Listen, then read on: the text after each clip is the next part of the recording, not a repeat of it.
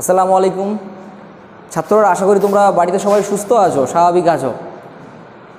তোমাদের জীবন বিজ্ঞানের জীবন সংগঠনের স্তর নিয়ে আমরা আলোচনা করছিলাম বিগত ক্লাসগুলোতে। সেখানে আমরা জৈব উপাদান, যে সমস্ত জৈব উপাদানগুলো জীবন সংগঠনের স্তরকে গঠন করছে, অর্থাৎ জীবন সংগঠনের স্তরকে, তাদের সম্পর্কে আমরা পড়েছিলাম। আমরা লিপিড পর্যন্ত এগিয়ে নিয়েছিলাম এবং এরপরে একটা প্রশ্ন আসছিল। সেই প্রশ্নটা হচ্ছে যে কোষের এনার্জি কারেন্সি হিসেবে এটিপির ভূমিকা, অর্থাৎ এটিপিকে কেন কোষের এনার্জি কারেন্সি বলা হয়, সেই প্রশ্নটা আসছিল বারবারই। তোমরা আমাকে হোয়াটসঅ্যাপের মাধ্যমে বলছিলে, তো সেটা সম্পর্কে আমরা আগে একটু আলোচনা করে নিই, তারপর আমরা ভিটামিন সম্পর্কে আজকে মুখ্যত আলোচনা করব। এটিপি অ্যাডেনোসিন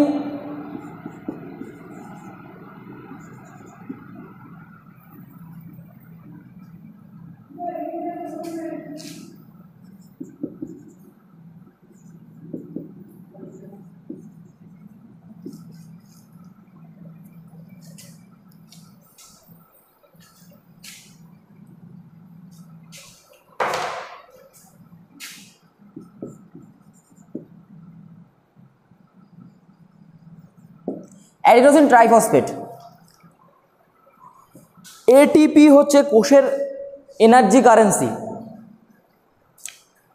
এই এটিপিটা উৎপন্ন হয়, আমরা জানি আমাদের কোষের মধ্যে যে মাইটোকন্ড্রিয়া আছে, এই মাইটোকন্ড্রিয়াতে এই এটিপিটা উৎপন্ন হয়। সেখানে প্রোটিন, কার্বোহাইড্রেট জাতীয়, প্রোটিন জাতীয় বা ফ্যাট জাতীয় খাদ্যের জারণ হয় এবং সেক্ষেত্রে এটিপি উৎপন্ন হয়। এই এটিপি উৎপন্ন হওয়ার পর কোষের মধ্যে যে সমস্ত রকমের বিপাকীয় ক্রিয়া নিয়ন্ত্রণ করার জন্য একটা শক্তির প্রয়োজন হয়, কিন্তু এই শক্তি কেবলমাত্র এটিপি থেকেই পাওয়া যায়। এই একটা এটিপি ভাঙলে আমরা প্রায় 7.3 কিলো ক্যালোরি শক্তি পাই। একটা এটিপি ভাঙলে প্রায় 7.3 কিলো ক্যালোরি শক্তি উৎপন্ন হয়। তো কোষের মধ্যে যেহেতু যাবতীয় বিপাক ক্রিয়া সম্পন্ন হওয়ার জন্য যে শক্তি দরকার হয়, সেই শক্তি এই এটিপি থেকেই আসে, তাই এটিপিকে কোষের এনার্জি কারেন্সি বলা হয়। এবং এই এটিপি কীভাবে উৎপন্ন হয় না, প্রথমত কোষের মধ্যে একটা রাসায়নিক উপাদান, সেটা হচ্ছে এএমপি, অ্যাডেনোসিন মোনোফসফেট। এই অ্যাডিনোসিন মোনোফসফেট এর সঙ্গে একটা ফসফেট যুক্ত হওয়ার পর অ্যাডিনোসিন ডাইফসফেটে রূপান্তরিত হয় এবং এই যুক্ত হওয়ার সঙ্গে সঙ্গে যে গঠন বা বন্ধনী যুক্ত হয়, সেই বন্ধনীর মাধ্যমে প্রচুর পরিমাণে শক্তি এর মধ্যে আবদ্ধ হয়। এরপর এই এডিপি, অ্যাডিনোসিন ডাইফসফেট, আবার একটা ফসফেট মূলের সঙ্গে যুক্ত হয়ে কি হয়, ফসফেটের সঙ্গে যুক্ত হয়ে অ্যাডিনোসিন ট্রাইফসফেট রূপে অবস্থান করে। এবং এই এডিপি মূলত আমাদের কোষের মধ্যে যত শক্তি উৎস বা কোষের বিপাক ক্রিয়া নিয়ন্ত্রণ করার জন্য যে যত শক্তি দরকার হয়, এই এডিপি থেকেই পাওয়া যায়, তাই এডিপিকে কোষের এনার্জি কারেন্সি বলা হয়। তাহলে বোঝাতে পারলাম এডিপিকে কেন এনার্জি কারেন্সি বলা হয়। কোষের, অর্থাৎ কোষের মধ্যে যত যাবতীয় ক্রিয়া সম্পন্ন হওয়ার জন্য যে শক্তি প্রয়োজন হয়, সেই শক্তি কোথা থেকে আসে, এডিপি ভেঙেই আসে। আর এডিপি কোথায় থাকে, এডিপি উৎপন্ন হয় কোষের মাইটোকন্ড্রিয়াতে। তাই আমরা বলি এডিপিকে, অর্থাৎ এডিপি উৎপন্ন হওয়ার জন্য, মাইটোকন্ড্রিয়াতে উৎপন্ন হওয়ার জন্য আমরা মাইটোকন্ড্রিয়াকে কি বলে থাকি, কোষের শক্তিঘর বলে থাকি। এবার আমরা আসি ভিটামিন। বিজ্ঞানী লুনিন 1881 খ্রিস্টাব্দে তিনি পর্যবেক্ষণ করে দেখেন যে যে খাদ্যের যে সমস্ত খাদ্যের যে খাদ্য উপাদানগুলো আছে, এই খাদ্য উপাদানগুলো ছাড়াও এক বিশেষ খাদ্য উপাদানের অভাবে আমাদের যে স্বাভাবিক পুষ্টি বা বৃদ্ধি সেটা ব্যাহত হচ্ছে। তিনি তখন এটা যখন পর্যবেক্ষণ করেন, তিনি এটা পর্যবেক্ষণ করেন এবং তার কিছুদিন বাদে, অর্থাৎ বেশ কিছুদিন বাদে, বেশ কিছু বছর বাদে বিজ্ঞানী হপকিনসন তিনি এই বিশেষ খাদ্য উপাদানটাকে তিনি মানে অত্যাবশ্যক সহায়ক খাদ্য উপাদান হিসেবে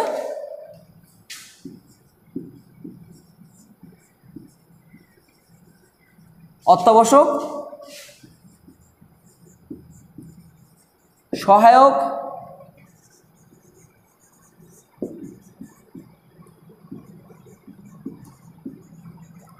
খাদ্য উপাদান হিসেবে চিহ্নিত করেন। কে করেন? না বিজ্ঞানী হপকিনসন।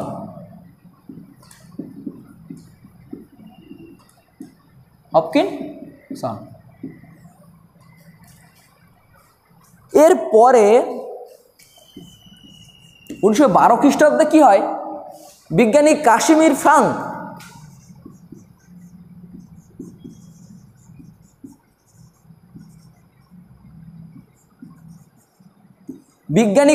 ফ্রাঙ্ক কি করেন, তিনি এই অত্যাবশ্যক সহায়ক খাদ্য উপাদানটাকে ভিটামিন নামে অভিহিত করেন। তাহলে এখান থেকে একটা প্রশ্ন উদ্ভূত হতে পারে। প্রশ্নটা হচ্ছে যে ভিটামিন নামকরণ করেন কে? কোন বিজ্ঞানী ভিটামিন নামকরণ করেন?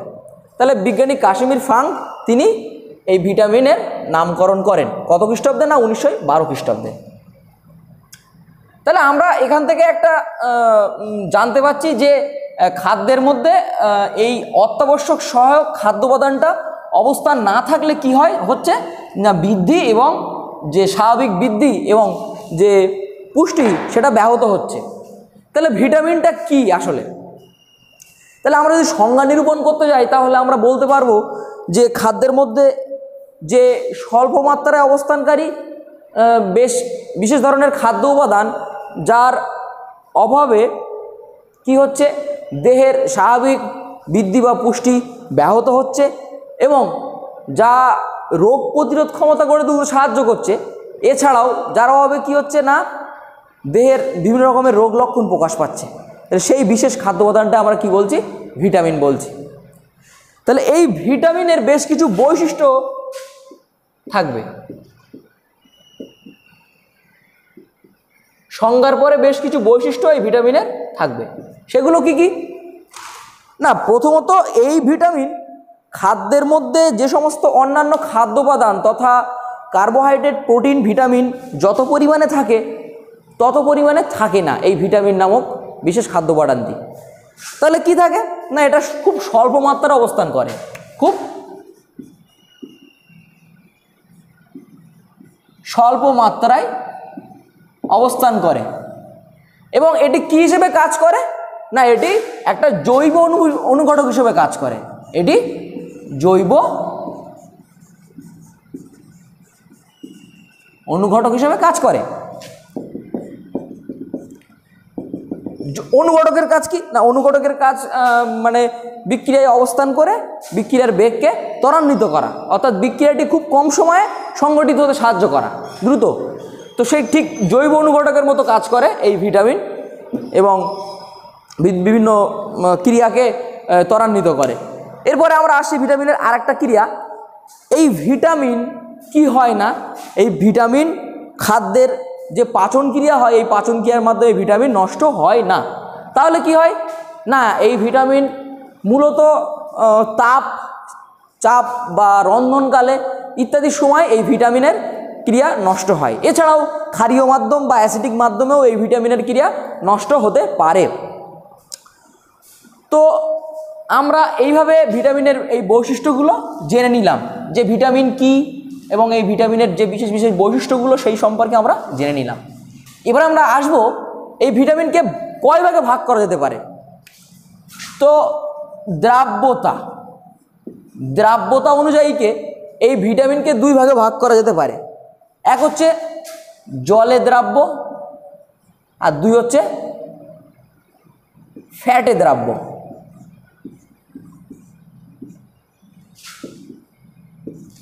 জলে দ্রাব্য ভিটামিন, তোমরা এর আগেও এই জলে দ্রাব্য ভিটামিন বা ফ্যাটে দ্রাব্য ভিটামিন সম্পর্কে তোমরা আগে কম বেশি পড়েছো মানে নিচু ক্লাসগুলোতে। তো এখানে আরেকটাবার আমরা দেখে নিই। জলে দ্রাব্য ভিটামিনগুলো হচ্ছে B complex, vitamin B complex আর ভিটামিন সি।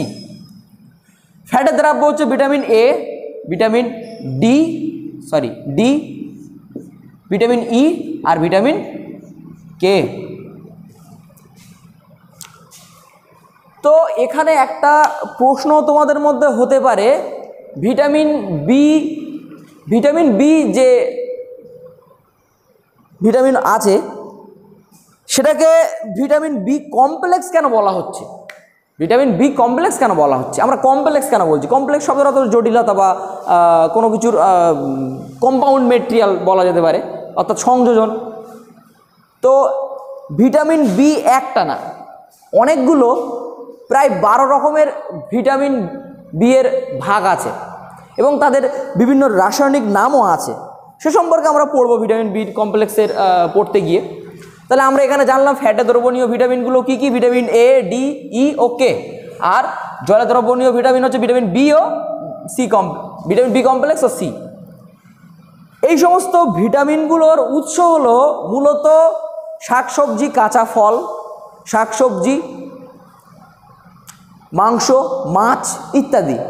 এছাড়াও বিভিন্ন রকমের তৈলাক্ত খাবার তথা বিভিন্ন রকমের উদ্ভিজ্জ তেল বা প্রাণীজ তেল ইত্যাদি থেকে আমরা এই ভিটামিনগুলো পেয়ে থাকি।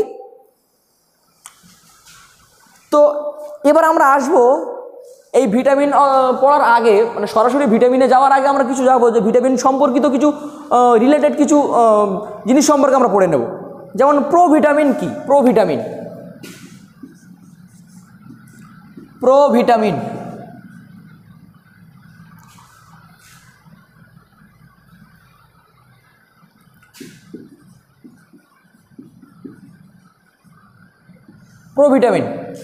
এই প্রোভিটামিন হচ্ছে যে সমস্ত মানে প্রাণীদেহে বা জীবদেহে যে সমস্ত জৈব যৌগ থেকে এই ভিটামিনগুলো উৎপন্ন হয়, সেই সমস্ত জৈব যৌগগুলোকে আমরা কি বলছি? প্রোভিটামিন। যেমন বিটা ক্যারোটিন,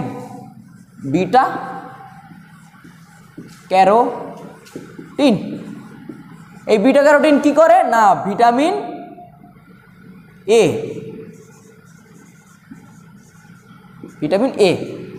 এই বিটা ক্যারোটিন থেকে কি উৎপন্ন হয় না ভিটামিন এ উৎপন্ন হয়। আচ্ছা, এছাড়াও আছে কি অ্যারগেস্টেরল আছে, অ্যারগেস্টেরল থেকে ভিটামিন ডি উৎপন্ন হয়। তো এই সমস্ত যৌগগুলি হচ্ছে জৈব যৌগগুলি হচ্ছে প্রোভিটামিন নামে পরিচিত, যেহেতু এইগুলো থেকে ভিটামিন তৈরি হচ্ছে। এরপরে আমরা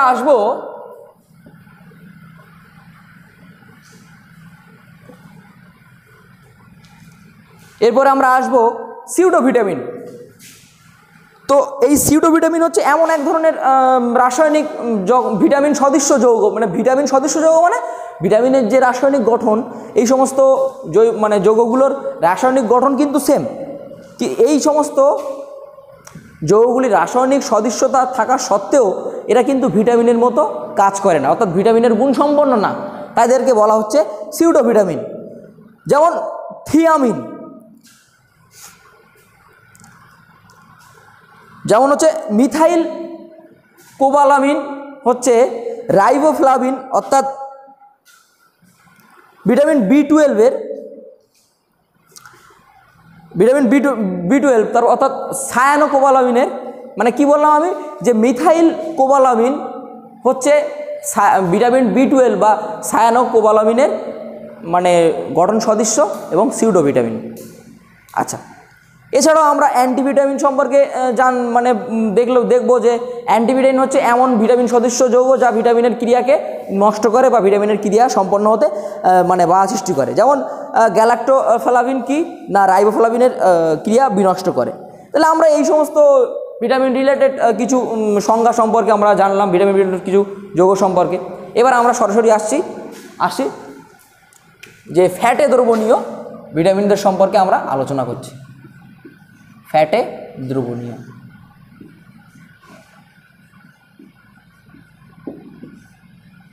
প্রথমে আসে কি ভিটামিন এ।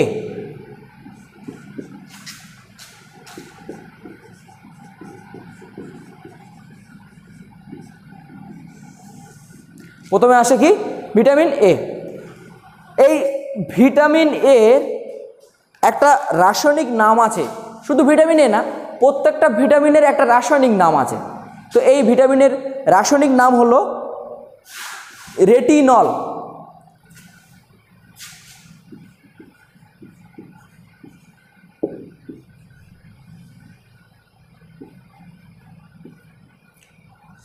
এই ভিটামিন এ মূলত জীবদেহে কি হয়, বিটা ক্যারোটিন থেকে সংশ্লেষিত হয় এবং এই ভিটামিন এর জীবদেহে বিশেষ ভূমিকা আছে। তথা এই ভিটামিনগুলো কি করে না, এই ভিটামিনগুলোর দেহের সামগ্রিক বৃদ্ধিতে সহায়তা করে। দ্বিতীয়ত, এই ভিটামিন আমাদের চোখের মধ্যে, চোখের রেটিনায় দু ধরনের কোষ থাকে, এক হচ্ছে রড কোষ, দুই হচ্ছে কোন কোষ। তোমরা এর আগের অধ্যায়ে চোখের গঠনে পড়েছো এই রেটিনার রড কোষ এবং কোন কোষ থাকে, তাদের একটা পার্থক্য আছে, তাদের সংখ্যা আছে, তারা মানে কি কাজ করে সেগুলো আছে। তো রেটিনার এই যে রড কোষ, এই রড কোষ গঠনে এই ভিটামিন এ সহায়তা করে। এর পাশাপাশি এই ভিটামিনের অভাবে কি কি হতে পারে, এছাড়াও এই ভিটামিন এ কি করে, এছাড়াও আরেকটা কাজ করে হচ্ছে এটা রোগ প্রতিরোধ করতে সাহায্য করে। ভিটামিন এর অভাবে কি কি হতে পারে? ভিটামিন এ একটা দেহের একটা গুরুত্বপূর্ণ ভিটামিন, যে ভিটামিনের অভাবে আমাদের অন্ধত্ব হতে পারি, আমরা অন্ধ হয়ে যেতে পারে, অর্থাৎ রাতকানা রোগ হতে পারে, অন্ধ হতে পারে। তো অন্ধত্ব বা রাতকানা রোগ এই ভিটামিন এর অভাবেই কিন্তু হয়। এছাড়াও ফিনোডার্ম বা টোড স্কিন বলে এক ধরনের রোগ আছে, যেটা হলে আমাদের স্কিনে, অর্থাৎ দেহের স্কিনে কি হয় না, স্কিনটা অনেকটা দেখতে মানে ব্যাঙের গায়ের যেমন একটা খসখসে ভাব, সেই রোগটা হলে সেই ভাবটা দেখা যায়। আচ্ছা, এরপরে আমরা যাব ভিটামিন ডি। ভিটামিন ডি নিয়ে আমরা এরপরে যাব।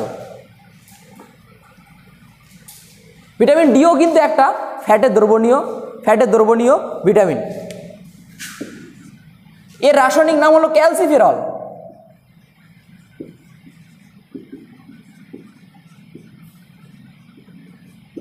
এর রাসায়নিক নাম হচ্ছে ক্যালসিফেরল। ভিটামিন ডি কি হয় না, আমাদের ত্বকে কেবলমাত্র ভিটামিন ডি কেবলমাত্র আমাদের ত্বকে সূর্য থেকে আগত আলট্রাভায়োলেট বা বেগুনি রশ্মির বেগুনি রশ্মি থেকে আমাদের ত্বকে সংশ্লেষিত হয় এই ভিটামিন ডি। তাহলে একটা প্রশ্ন কিন্তু এখানে থাকতে পারে যে ভিটামিন ডি কোন ভিটামিন আমাদের দেহে সংশ্লেষিত হয়? তাহলে আমরা কি বলবো, ভিটামিন ডি আমাদের দেহে সংশ্লেষিত হয় কি থেকে হয় না, সূর্য থেকে আগত বেগুনি রশ্মি থেকে সংশ্লেষিত হয়।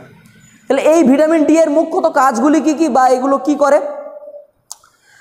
আমরা ছোটোবেলায় দেখেছি যে এর অভাবজনিত রোগের মধ্যে ভিটামিন ডি এর অভাবে আমাদের রিকেট রোগ হয়, তাই তো?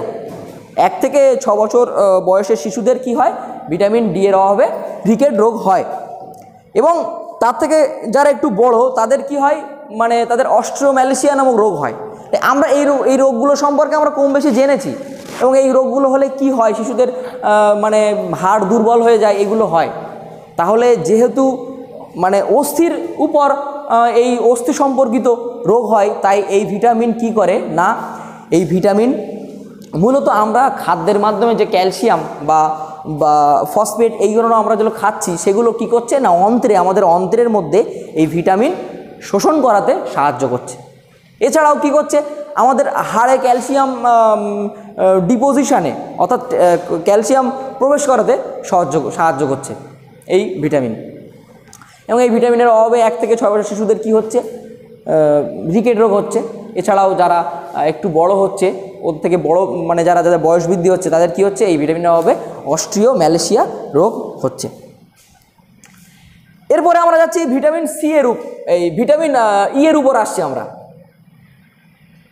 ভিটামিন এ, এবং যার রাসায়নিক নাম হচ্ছে টোকোফেরল।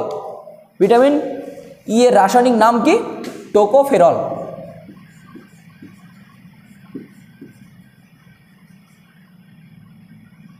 টোকোফেরল।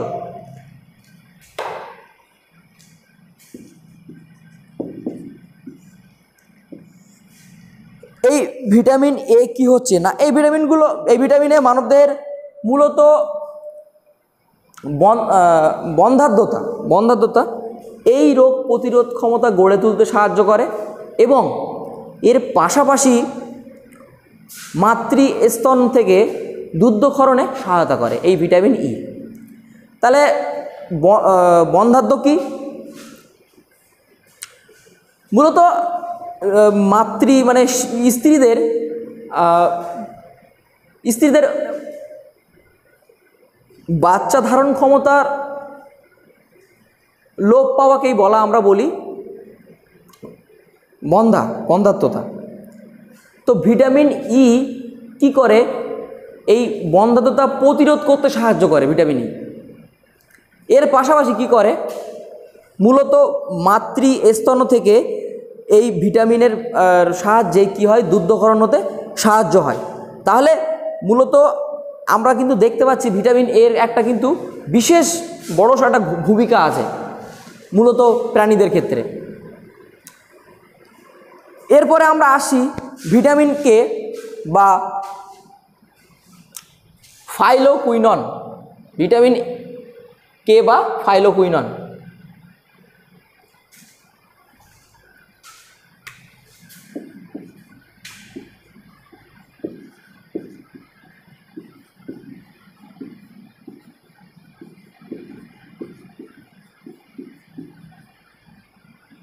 ফাইলোকুইনন বা ফাইলোকুইনন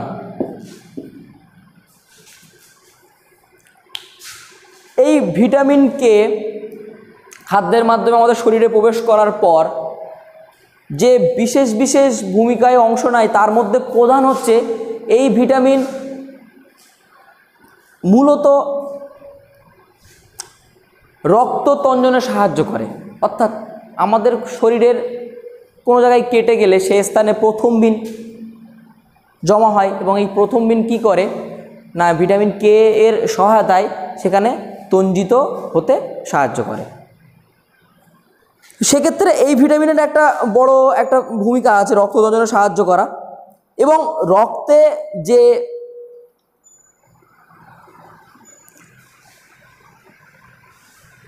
এরপরে আমরা যাব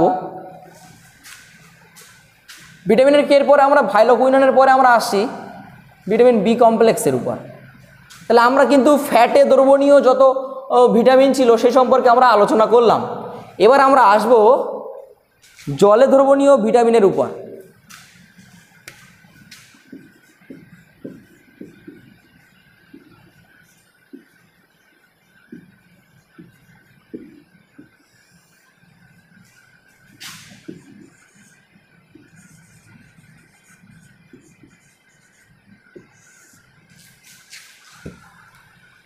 এর মধ্যে আছে ভিটামিন বি1, বি1,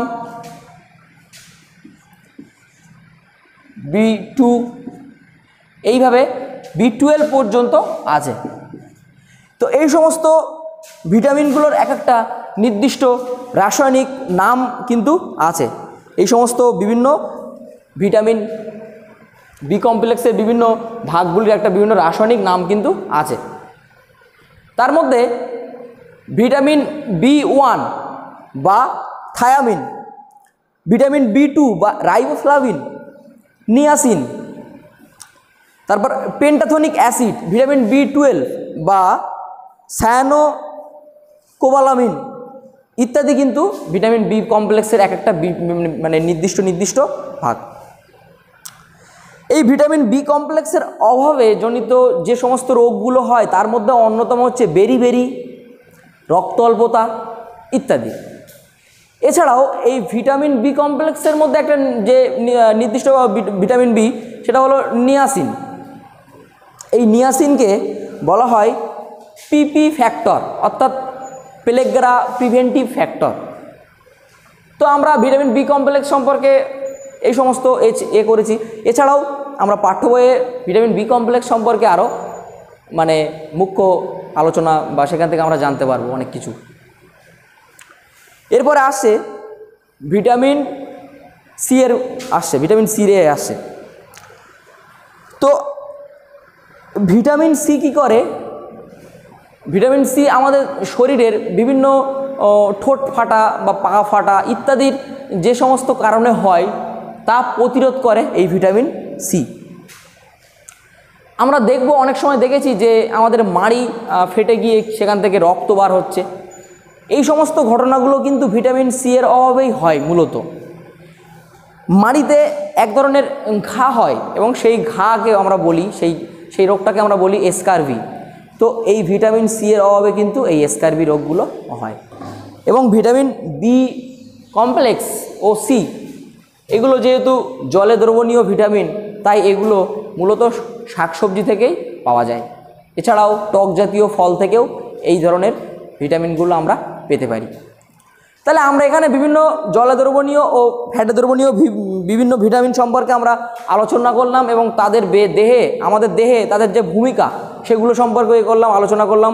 তাদের অভাবজনিত রোগ লক্ষণ বা রোগগুলো সম্পর্কে আমরা আলোচনা করতে পারলাম। এবার আমরা ভিটামিনের পরে আমরা আসব খনিজ মৌল সম্পর্কে। আমরা জানি যে আমাদের খাদ্যে যে সমস্ত উপাদানগুলো আছে তার মধ্যে পাচিত হয় কি? তার মধ্যে পাচিত হয়, খাদ্য রস দ্বারা পাচিত হয় কি? কার্বোহাইড্রেট, প্রোটিন, ফ্যাট ইত্যাদি। এছাড়াও যে সমস্ত খাদ্য উপাদানগুলো পাচিত হতে পারে না তার মধ্যে অন্যতম হলো ভিটামিন, সেলুলোজ, খনিজ মৌল, জল ইত্যাদি। তো খনিজ মৌল হচ্ছে তার মধ্যে একটা, যেটা হচ্ছে খাদ্যে পাচিত হয় না। তাহলে খনিজ মৌল খাদ্যের একটি অত্যাবশ্যক উপাদান, যা বিভিন্ন বিপাকক্রিয়া নিয়ন্ত্রণে মানে প্রয়োজন হয়ে থাকে, বিভিন্ন বিপাকক্রিয়া নিয়ন্ত্রণের জন্য প্রয়োজন হয়ে থাকে। এই দেহের এদের পরিমাণ বা এদের প্রয়োজনীয়তার উপর ভিত্তি করে এদেরকে দুই ভাগে ভাগ করা যায়। এক হচ্ছে মেজর এলিমেন্ট বা অতিমাত্রিক মৌল,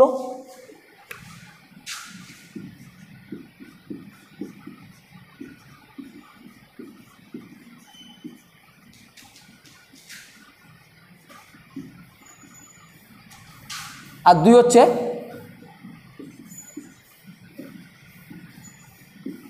স্বল্পমাত্রিক মৌল বা মাইনর এলিমেন্ট। তাহলে এক হচ্ছে অতিমাত্রিক মৌল, দুই হচ্ছে স্বল্পমাত্রিক মৌল। অতিমাত্রিক মৌলের মধ্যে আছে সোডিয়াম, পটাশিয়াম, ক্যালসিয়াম,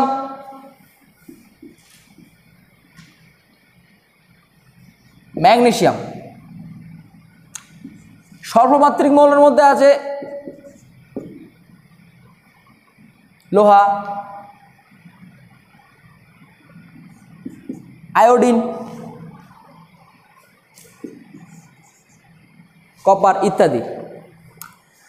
তাহলে এদের শরীরে বিভিন্ন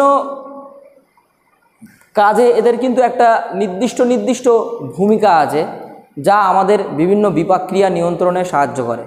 তার মধ্যে আমরা দেখব সোডিয়ামের কাজ কি না। সোডিয়াম আমাদের শরীরের কি করে, আমাদের জলের যে ভারসাম্য, সেই ভারসাম্য নিয়ন্ত্রণে বিভিন্ন রকম অবিশ্রবণ চাপ বা ইত্যাদির মাধ্যমে সোডিয়াম কিন্তু আমাদের শরীরের মধ্যে জলের ভারসাম্য নিয়ন্ত্রণ করতে সাহায্য করে। এর মধ্যে কি পটাশিয়াম কি করে না, পটাশিয়াম হচ্ছে শরীরের মূলত যে পেশি বা হৃৎপিণ্ড, এই হৃৎপিণ্ড সংকোচন বা পেশির সংকোচন ইত্যাদিতে নিয়ন্ত্রণ করতে কিন্তু সোডিয়ামের একটা ভূমিকা আছে। এছাড়াও কার্বন ডাইঅক্সাইড পরিবহনেও কিন্তু পটাশিয়ামের একটা ভূমিকা আছে। এরপরে আমরা ক্যালসিয়াম বলতে গেলে, ক্যালসিয়াম অ্যাকচুয়ালি আমাদের শরীরের যে অস্থি আছে, এক ধরনের যোগকলা, এই অস্থির কিন্তু একটা বিশেষ একটা অংশ হলো এই ক্যালসিয়াম। মানে ক্যালসিয়াম অস্থির একটা বিশেষ অংশ জুড়ে অবস্থান করে আছে, তাই ক্যালসিয়ামের একটা ক্যালসিয়ামের প্রয়োজনীয়তা আমাদের শরীরে কিন্তু বিশেষ ভূমিকা রেখেছে। এর পাশাপাশি সালফার আছে, ম্যাগনেসিয়াম আছে। এছাড়াও আমাদের শরীরের লোহা বা আয়োডিন ইত্যাদির একটা ব্যবহার আমাদের শরীরে আছে। এদের অভাবেও কিন্তু বিভিন্ন রকমের রোগ হয়। যেমন লোহার অভাবে আমাদের রক্ত অল্পতা হচ্ছে। কেন না, আমাদের শরীরের হিমোগ্লোবিনের হিম অংশ বা গ্লোবিন প্রোটিনের সঙ্গে যুক্ত হয়ে আমাদের কি করছে না, হিম অংশটা গঠন করছে। এবং সেক্ষেত্রে যদি আমাদের শরীরের লোহা না থাকে, অর্থাৎ প্রবেশ না করে খাদ্যের মাধ্যমে, সেক্ষেত্রে কিন্তু আমাদের রক্ত কম হবে, অর্থাৎ রক্ত শরীরে কম তৈরি হবে, সেক্ষেত্রে রক্ত অল্পতা রোগ হতে পারে। এছাড়াও আয়োডিনের অভাবে কী হতে পারে না, আয়োডিনের অভাবে আমাদের শরীরে গলগণ্ড হতে পারে। আয়োডিন থাইরয়েড গ্রন্থিতে বিশেষ ভূমিকা গ্রহণ করে এই আয়োডিন। এছাড়াও আমাদের ক্যালসিয়ামের অভাবে আমরা কি বলতে পারি, রিকেট রোগ হচ্ছে। রিকেট রোগ হতেই পারে, ক্যালসিয়াম যদি শরীরের মধ্যে সঠিক পরিমাণে আমাদের শরীরের মধ্যে না আসে খাদ্যের মাধ্যমে, সেক্ষেত্রে কিন্তু রিকেট রোগ হওয়ার সম্ভাবনা থাকে। এছাড়াও সোডিয়াম বা পটাশিয়ামের অভাবে আমাদের শরীরের জলের ভারসাম্যতা বা আমাদের রক্তচাপজনিত বিভিন্ন রকমের রোগ লক্ষণ দেখা দিতে পারে।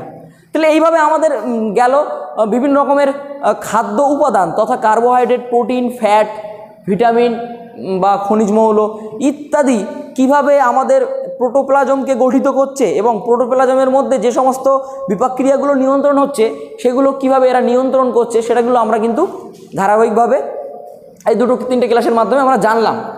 তো এই অধ্যায়ে জীবন সংগঠনের স্তরের আমরা মূল অংশের দিকে পৌঁছে যাব পরবর্তী ক্লাসে। সেটা হচ্ছে যে কোষ। আমরা জেনেছিলাম যে কোষ হলো কি জীবদেহের গঠনগত ও কার্যগত একক।